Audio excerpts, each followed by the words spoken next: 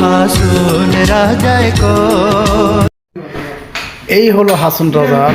হাসুন রাজায় কয়, আমি কিছু নয় রে, আমি কিছু নয়।